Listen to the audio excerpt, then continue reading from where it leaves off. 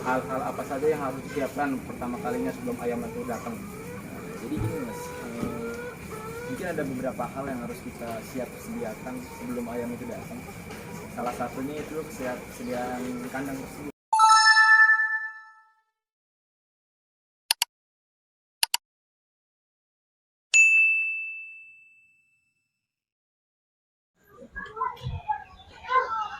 Assalamualaikum warahmatullahi wabarakatuh. Kembali lagi di channel YouTube Boy Scorpio. Saya ingin membuka usaha peternakan ayam petelur. Sebelum saya membuka usaha ayam petelur, alangkah baiknya saya akan belajar di daerah Cibinong, Kota Bogor, Provinsi Jawa Barat. Tepatnya di peternakan ayam petelur Mas Dimas. Di sana kita akan banyak belajar tentang pemeliharaan ayam petelur mereka yang awalnya 100 ekor hingga sekarang bisa mencapai 2000 ekor ayam petelur. Nanti kita akan banyak belajar bagaimana cara pemeliharaannya, makanya jangan kemana-mana, saksikan terus videonya sampai selesai.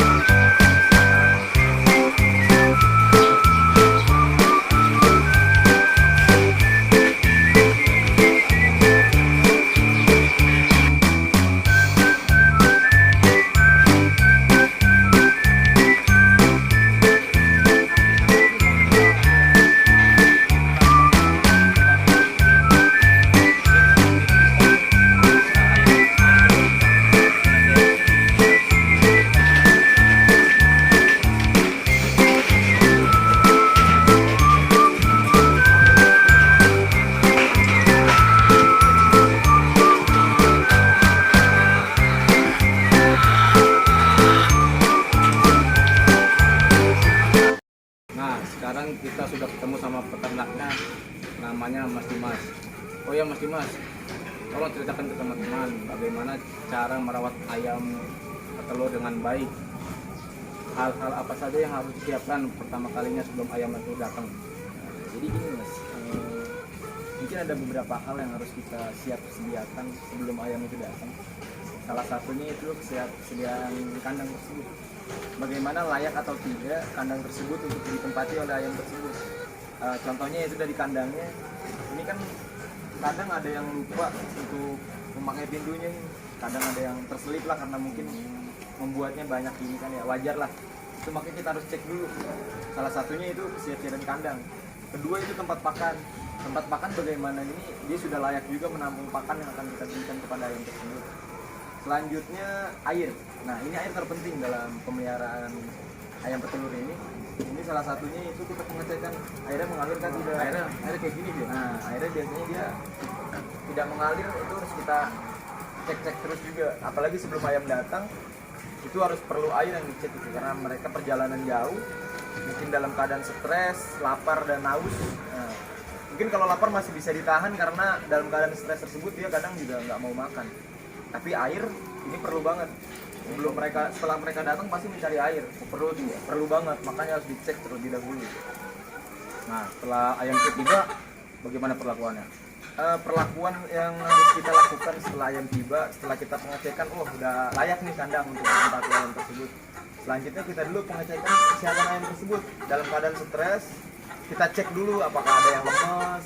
Ayam itu bisa stres ya? Oh bisa stres karena perjalanan jauh yang mungkin mereka tempuh ya, entah karena di perjalanan panas, entah kehujanan, itu macam-macam cuaca lah kalau di perjalanan jauh. Terus gimana keluarin stres itu? Kendalanya salah satunya ya kita harus siapin air ini tersebut. Diamkan saja dulu untuk adaptasi di kandangnya, jangan diberikan pakan dulu. Setelah mungkin sejam atau 2 jam kemudian, setelah dia udah tenang, udah sehat, udah bisa adaptasi dengan kandangnya, baru kita berikan pakan tersebut. Biasanya juga ada vitamin ataupun racikan yang diberikan ke minuman tersebut buat anti stres ya, stres ya. Nah, setelah itu Mas, bagaimana kegiatan harian perawatan ayam tersebut?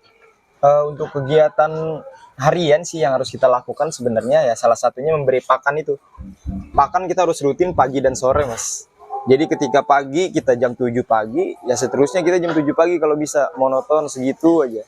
Oh Dan berarti harus menonton ya, nggak iya, bisa monoton, ganti-ganti. nggak bisa. Emang kalau beda-beda kenapa? Karena takut kalau dia itu stres juga dari jam makannya tersebut, dia ya kadang kelewat lah atau ngaret atau jam karet lah. Terus biasanya dia juga stres pakannya tersebut. Dari jam makannya tersebut harus rutin deh seperti itu. Itu bisa nggak mempengaruhi telurnya itu? Bisa, karena hormonnya mungkin terganggu, pembentukan hormonnya juga bisa terganggu karena pakannya tersebut telat atau keduluan. Karena kan kalau kita makannya ngasih biasanya jam 7, kita ngasih jam 5, nanti jam 10 udah habis, biasanya jam 1 baru habis gitu Mas.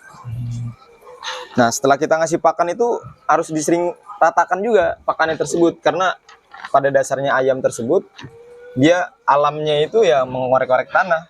Karena dia di dalam kandang, ya kita bantu dengan meratakan ini. Karena dengan begitu dia bakalan mau makan lagi Mas. Oh memang harus diratakan ya, Iya, pakan harus itu? sering-sering diratakan juga.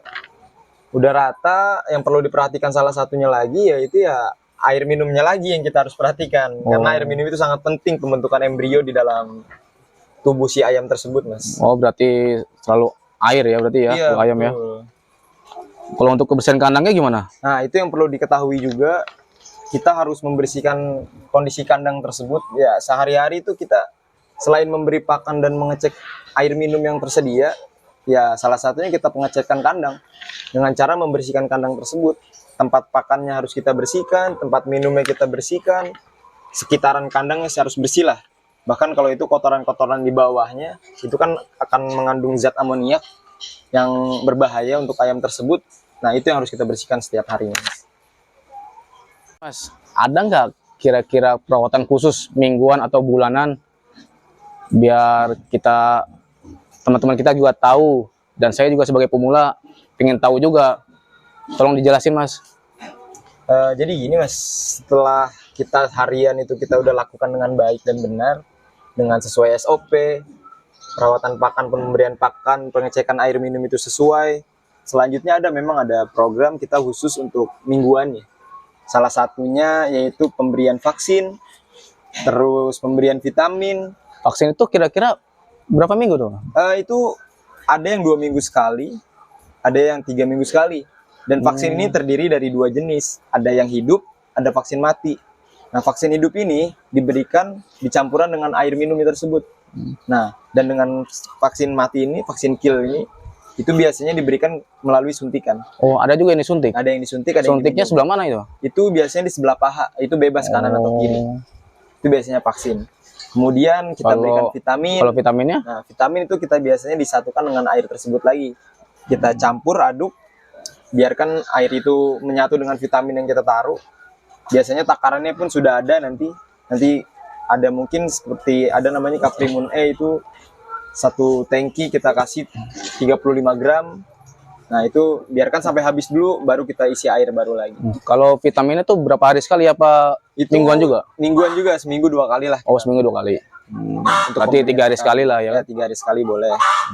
Untuk vitamin ya. Terus selalu mingguan itu biasanya kita jadwalkan pembersihan kandang total namanya. Itu 2 kali, seminggu 2 kali. Mulai dari penyemprotan disinfektan, itu seminggu 2 kali kita semprot.